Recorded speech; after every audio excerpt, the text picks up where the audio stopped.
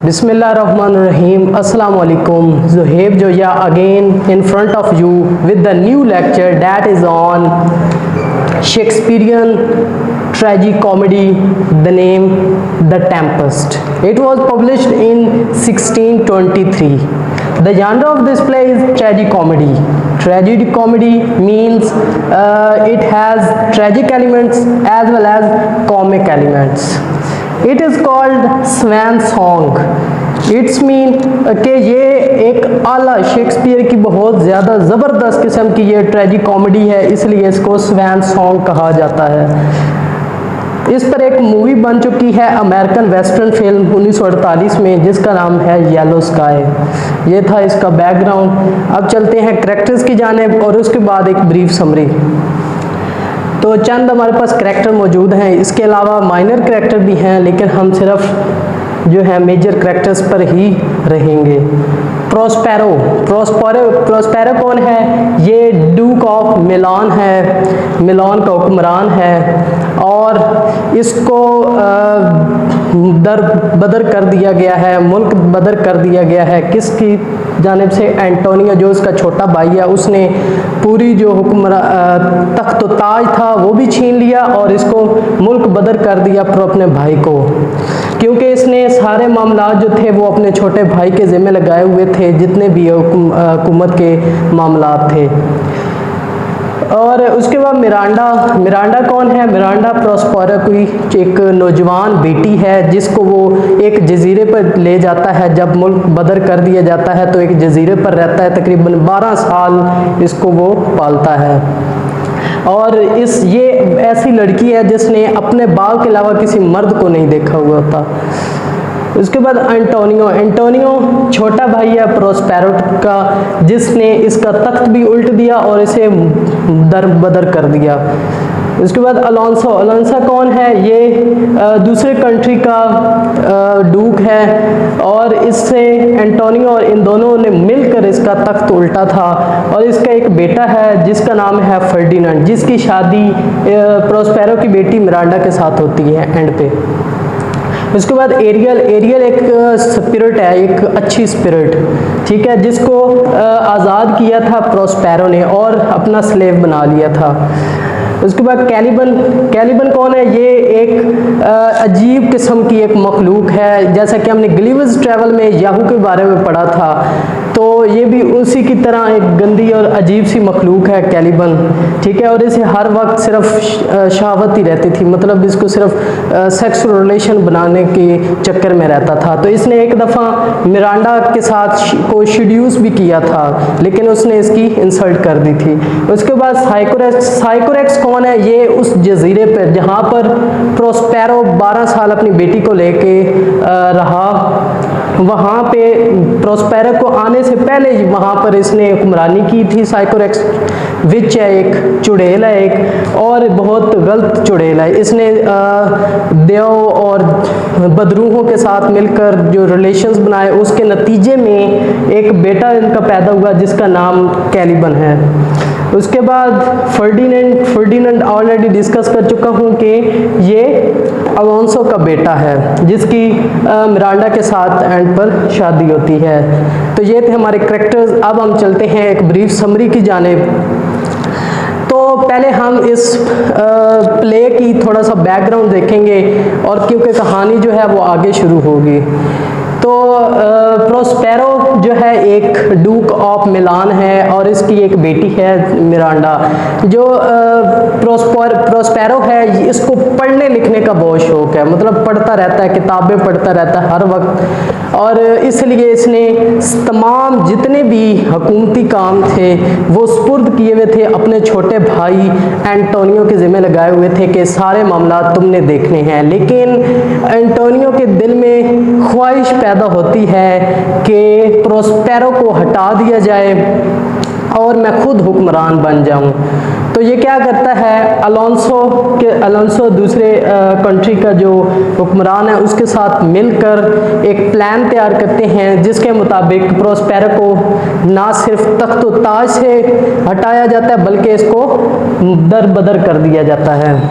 मुल्क बदर कर दिया जाता है। तो अब ये प्रोस्पेरो जो है वो अपनी 3 साल की बेटी मिरांडा को लेकर एक जजीरे पर चला जाता है, जहाँ पर तकरीबन ये 12 साल तक यहाँ पे रहते हैं।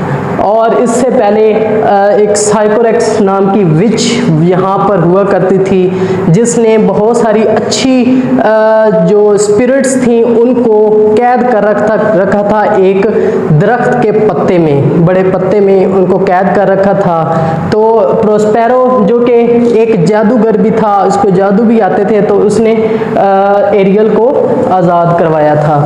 अब साइकोरेक्स का एक उसका जो रिलेशन था दूसरे बदरूहों के साथ, उसके नतीजे में एक बेटा इनका पैदा होता है जिसका नाम कैलिबन रखते हैं। तो कैलिबन एक अजीब और गरीब मखलूक, जैसा कि हमने करैक्टर में जिक्र किया है, याहू के साथ गलिवर्स ट्रैवल का जो करैक्टर याहू है उसके साथ हम इसको रिलेट करते हैं। और इसने शेड्यूस करने की कोशिश की मिरांडा को उस दौरान, लेकिन मिरांडा जो है इसको इंसल्ट कर देती है। अच्छा, कहानी आगे चलती है तो जो प्रोस्पेरो है, अब इसने जो है ना बदला लेना है अपने भाइयों से, अपने भाई से और अलोंसो से, ठीक है। अच्छा, अब जो ये क्या करता है प्रोस्पेरो, कैलिबन जो है साइकोरेक्स का जो बेटा होता है उसको तालीम देने की कोशिश करता है, लेकिन नाकाम हो जाता है, क्योंकि ये बड़ा चवल सा इंसान होता है, इंसान तो नहीं बहरहाल कह सकते।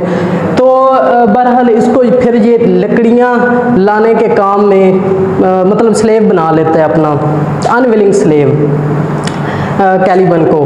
तो ये क्या करता है, जंगल से लकड़ियाँ काट कर लाता है, इनको ला के देता है। अच्छा, उसके बाद अब कहानी का आगाज़ करते हैं। कहानी का आगाज़ होता है समंदर में तूफान आ चुका है, किसने, कौन लाया है, प्रोस्पेरो अपने जादू से, जिसकी बिना पर एंटोनियो अलांसो का बेटा फर्डिनेंड और इनके कुछ साथी जो हैं वो समंदर में बह जाते हैं, और बल्कि जंगल में मतलब गिर जाते हैं और अलग अलग हो जाते हैं। और अब प्रोस्पेरो जो है वो एरियल को कहता है कि जाओ जंगल में और देखो कि क्या हालात हैं। तो ये जाकर सारे हालात की तफ्तीश करता है और आकर बताता है कि सारे अलग अलग हुए हैं लेकिन ठीक हैं। तो अब यहाँ पर एक और बात, प्रोस्पेरो जो है वो अपने पास्ट के बारे में अपनी बेटी मिरांडा को सब कुछ इन्फॉर्म कर देता है कि जो जो मेरे साथ पीछे बीता है। अब क्या है, प्रोस्पेरो जो है वो एरियल को कहता है कि तुम फर्डिनेंड जो कि अलांसो का बेटा है उसको लेकर आओ। तो ये एरियल जो है वो अलांसो के बेटे फर्डिनेंड को लेकर आ जाता है, और फर्डिनेंड क्योंकि एक खूबसूरत नौजवान लड़का है तो प्रोस्पेरो जो है वो इसको अपनी बेटी की तरफ भेजता है कि जाओ, मतलब उसकी तरफ ही भेज देता ताकि ये उसकी बेटी जो है उसकी तरफ अट्रैक्ट हो। और ये पहला वाहिद इंसान था, ह्यूमन बीइंग था जिसको मिरांडा ने देखा था। अब मिरांडा जब पहला एक इंसान देखती है अपने बाप के बाद तो बहुत ज़्यादा हैरान भी होती है और अट्रैक्ट हो जाती है फ़ौरन, और मोहब्बत हो जाती है इसको फर्डिनेंड से।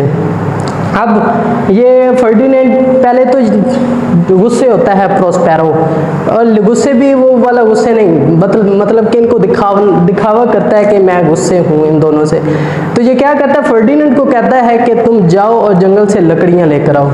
तो जंगल से लकड़ियाँ लाता है और पीछे ये छुप कर जाता है और अपनी बेटी मिरांडा और फर्डिनेंड की बातें सुनता है, जहाँ पर जो फर्डिनेंड है वो प्रपोज करता है मिरांडा को शादी के लिए। अब ये बात उसको प्रोस्पेरो को पता चलती है तो ये शफकत का हाथ रखता है दोनों पर, दोनों की शादी मतलब शादी तो नहीं, मतलब मंगनी वगैरह, ठीक है। अब इस प्रोस्पेरो जो है वो एरियल को दोबारा भेजता है कि जाओ सूरत हाल देखो कैसी है। अब जब जाता है तो एरियल एक इन्फॉर्मेशन लेके आता है जिसके मुताबिक जो एंटोनियो अलांसो ये जो हैं इनके दरमियान बात हुई है कि इन्हें प्रोस्पेरो से ये जो तूफान आया है जिसकी वजह से, अब यहाँ पे एक और बात, अलांसो को अब ये है कि उसका बेटा मर चुका है।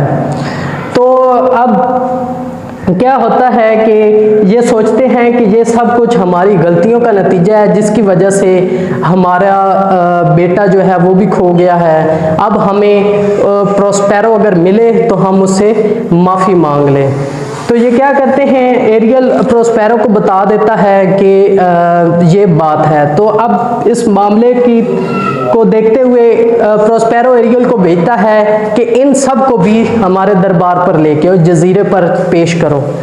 अब सब पेश होते हैं, जब देखते हैं प्रोस्पेरो को तो वो निदामत से क्या करते हैं, माफ़ी मांगते हैं और प्रोस्पेरो जो है वो उनको माफ़ कर देता है और वो खुश हो जाते हैं सारे। अब उसकी खुशी की इंतहा नहीं रहती अलोंसो की, जब उसे पता चलता है कि उसके बेटे फर्डिनेंड की मिरांडा के साथ एंगेजमेंट हो चुकी है। अब वो सब मिलान वापस चले जाते हैं और मिरांडा और फर्डिनेंड की शादी कर दी जाती है और इस तरह ये दोनों शादी के बंधन में बन जाते हैं। अब कहानी का इख्तिताम हो चुका है। अब प्रोस्पेरो जो है वो ऑडियंस से मुखातिब होता है और कहता है कि जो मेरी जादूगर की बुक्स हैं वो सारी मैं समंदर में घर करता हूँ और आइंदा से कोई जादू नहीं करूँगा। इसी के साथ हमारी इस कहानी का, इस ट्रेजी कॉमेडी का इख्तिताम होता है। उम्मीद है कि आपको क्लियर हो गया होगा। नेक्स्ट वीडियो तक दीजिए इजाज़त और हमारे चैनल को सब्सक्राइब करना ना भूलिएगा और ख़ास तौर पर कमेंट्स लाजमी कीजिएगा ताकि हम इसको फर्दर बेहतर बना सकें। खुदा हाफिज़।